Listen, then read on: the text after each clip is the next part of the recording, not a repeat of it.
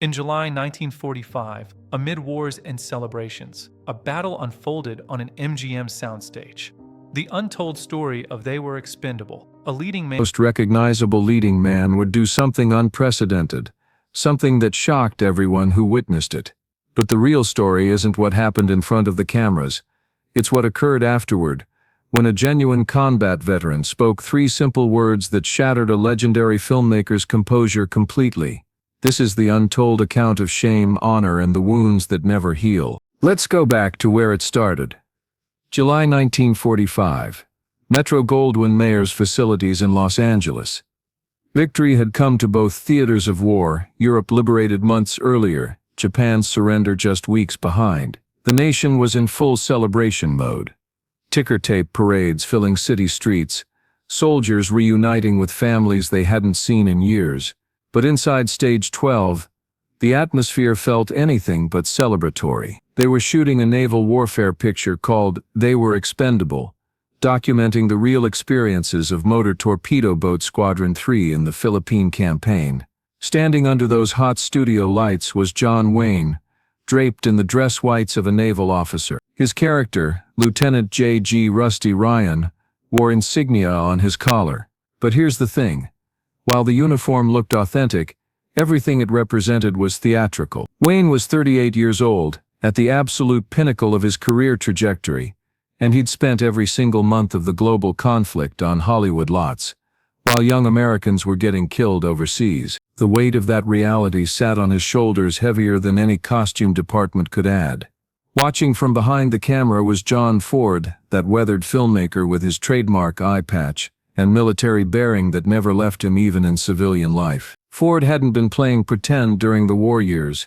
He'd enlisted in the Navy, documented the Battle of Midway with actual bullets flying past his head, landed with troops on Normandy's blood-soaked beaches on D-Day itself, and returned home with a Purple Heart pinned to his chest. When the opening credits rolled on this film, they would read directed by John Ford, Commander USNR.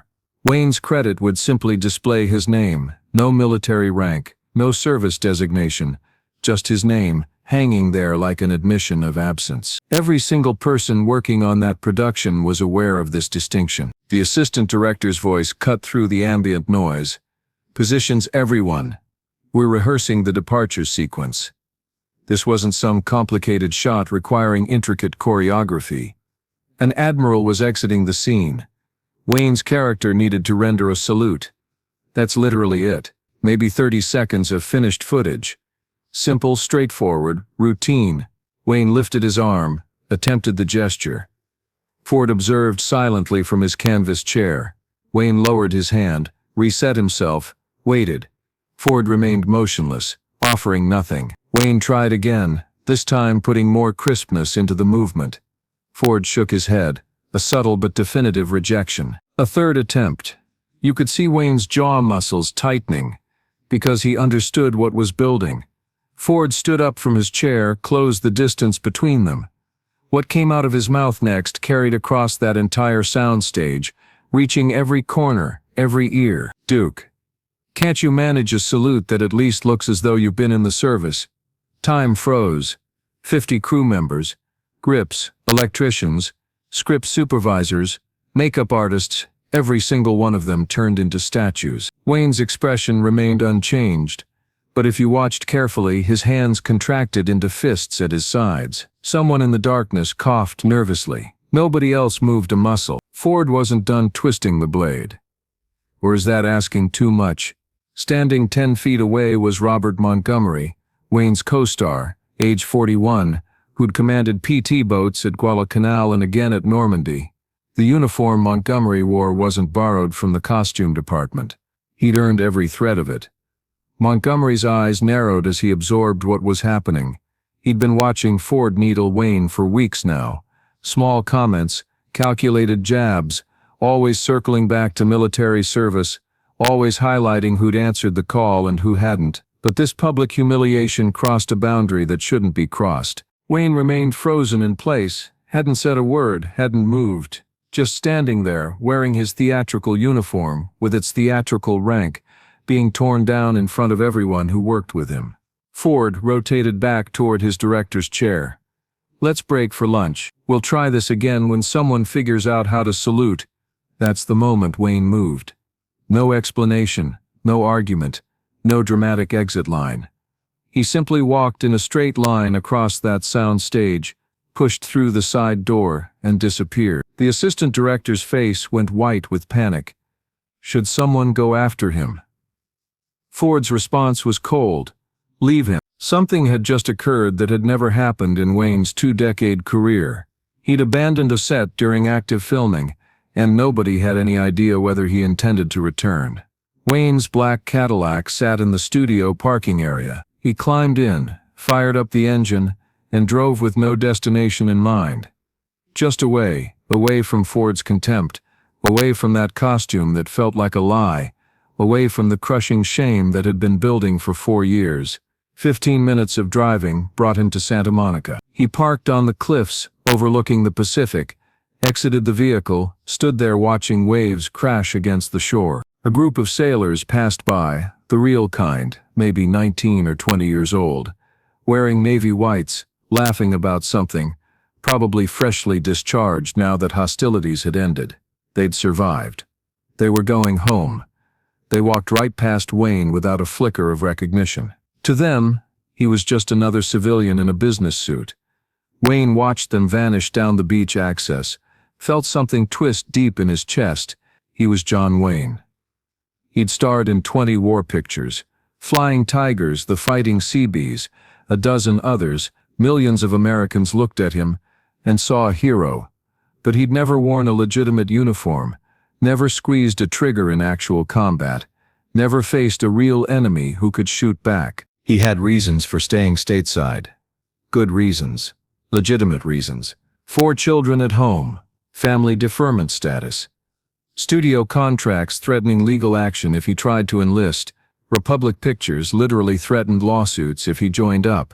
The OSS had actually approved him for intelligence work, but his wife at the time wouldn't forward the paperwork. All of that was documented. All of it was true. All of it was valid justification. But standing on that cliff watching those young sailors disappear into the California sunshine, none of those reasons felt adequate. Ford understood this. That's precisely why Ford pushed that particular button. Ford knew exactly where the wound was most tender. Wayne returned to the Cadillac, but didn't turn the key. He just sat there. An hour evaporated. He contemplated not returning at all, just walking away from the entire production. Let Ford complete the picture with a replacement. But that wasn't his nature. Wayne Min didn't quit. His grandfather had fought at Shiloh during the Civil War, took Confederate lead in his leg, kept advancing anyway. Wayne took a deep breath, started the engine, pointed the car back toward MGM. By the time Wayne rolled back into the studio lot, it was 4 in the afternoon. 3 hours had vanished. The stage stood empty. Crew had gone to dinner. But Ford's trailer showed lights burning inside. Wayne parked his Cadillac, sat there staring at that illuminated trailer. Protocol dictated he should go knock on that door and apologize. That's standard procedure when you abandon a set. You apologize to the director. But his legs refused to cooperate. Then someone rapped knuckles against his window. Robert Montgomery, still wearing his Navy uniform with commander insignia on the shoulders. Real rank, earned in combat. Wayne rolled the window down. "You all right?" Montgomery asked. Wayne kept his eyes forward. "I'm fine." "You don't look fine." "I said I'm fine." Montgomery leaned against the car, let silence hang there for a moment. "Ford's a bastard." Wayne almost smiled at that. "He's John Ford, he can be both." More silence. Wayne's hands remained locked on the steering wheel. Knuckles drained of color. Montgomery chose his next words carefully. What he said in there that crossed a line. He wasn't wrong though, was he? Wayne's voice came out flat empty. "I can't salute like someone who served because I didn't serve." "You had reasons." "Don't." Wayne cut him off hard. "Don't give me reasons. I've got a whole catalog of reasons. None of them make me feel any better." Montgomery nodded, understanding that some wounds don't respond to logic. "You coming back to set?" Montgomery asked. "I don't know. Ford's in his trailer. Hasn't emerged since you left." Wayne looked at him. "What's he doing?" Montgomery shrugged. Don't know, but I'm about to find out. He walked toward Ford's trailer. Wayne watched him go. Montgomery didn't knock, just opened the door and walked straight in. Wayne couldn't hear the conversation, but he could see shadows moving behind the trailer windows. Two figures. Montgomery's voice rose, not yelling, but firm and unmistakable. Then silence. Then Montgomery emerged. Walked directly back to Wayne's car. Ford wants to see you. Wayne shook his head. I'm not ready. Doesn't matter. Go anyway. Wayne looked at him. What did you say to him? Montgomery's jaw was set like concrete. I told him he doesn't get to dress down a man in front of the troops. That's not leadership. That's cruelty. He's John Ford. He can do whatever he wants. Not on my watch. Montgomery's voice turned to steel. You're going in there. He's going to apologize, and tomorrow we're finishing this picture. All of us. Wayne stared at this man who'd actually commanded motor torpedo boats in combat, who'd actually led men under fire, who'd actually earned every piece of metal on his chest, and here he was defending Wayne, the guy who'd stayed home and made movies. Why are you doing this? Wayne asked. Montgomery leaned down, looked him directly in the eye. Because Ford was wrong, and because you're beating yourself up enough without him piling on. Now get out of the car. Wayne did. They walked to Ford's trailer together. Montgomery opened the door, waited. Wayne stepped inside. Ford was sitting in a chair, face buried in his hands. He looked up when Wayne entered. His good eye was red and swollen. He'd been crying. Wayne had never witnessed John Ford cry. Didn't think the man was physiologically capable. Duke. Ford's voice came out rough, damaged. Wayne didn't sit, just stood there. I was out of line, Ford said. What I said out there in front of everyone, that was wrong. Wayne offered nothing in response. Ford rubbed his face with both hands. You know why I pushed you? Because I didn't serve. No. Ford looked up. Because I love you like a son, and I wanted you to be perfect. And when you're not, when you're human, I can't handle it. So I lash out. Wayne's throat constricted. I should have served. Maybe. I don't know. Ford stood, walked to the small window. I saw boys die, Duke. 19 years old, 20. Good kids. They died, and I lived. You think I don't carry that?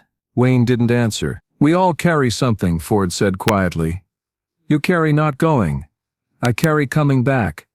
Neither one of us gets to put it down. Silence filled the trailer like fog. Ford turned around. You walking off today? That hurt. But I deserved it. I've never walked off a set before. I know, Ford almost smiled. That's how I knew I really screwed up. Wayne finally sat down. His legs felt like they'd run 10 miles. We finishing this picture? Ford asked. Wayne nodded. Yeah, we're finishing it. Ford extended his hand. Wayne shook it. Neither of them said, I'm sorry. Neither of them needed to. The next morning, Wayne arrived on set at 6 a.m. sharp. First one there, Montgomery showed up 20 minutes later, found Wayne standing by the PT boat prop.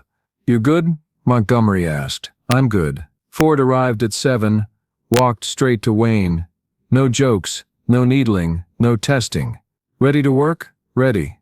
They filmed the salute scene. Wayne executed it perfectly. One take. Ford didn't offer commentary, just nodded once and moved to the next setup. The remainder of the shoot proceeded professionally, quietly. Ford didn't push. Wayne didn't break. They completed. They were expendable in September 1945. The film opened to strong critical reception. Box office returns were modest. Audiences were exhausted by war stories, ready to move on. But critics called it one of Ford's finest achievements. Wayne and Ford would collaborate on 9 more films over the following 18 years.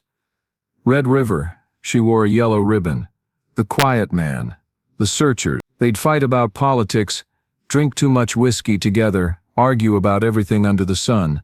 But Ford never questioned Wayne's wartime choices again. And Wayne never abandoned a set again. August 31, 1973. John Ford died at age 79 in Palm Desert, California. Wayne attended the funeral, wept openly, remained at the grave long after everyone else had departed. A reporter approached him later. "What was your relationship with Ford really like?" Wayne thought for a long time. "Complicated. He was harder on me than anyone else. But he made me better." June 11, 1979. Wayne died at UCLA Medical Center, cancer. 6 years after Ford. His widow Pilar wrote a memoir years later addressing the question everyone always asked, why didn't John Wayne serve in World War II? Her answer was simple and devastating. He would become a super patriot for the rest of his life, trying to atone for staying home. Biographers who spent decades studying Wayne's life reached identical conclusions. One wrote, "By many accounts, his failure to serve in the military was the most painful experience of his life. Not his 3 divorces, not his battles with cancer, not his controversial politics, his failure to serve. That's what haunted him until his final breath. That's what Ford knew when he twisted the knife on the set of They Were Expendable.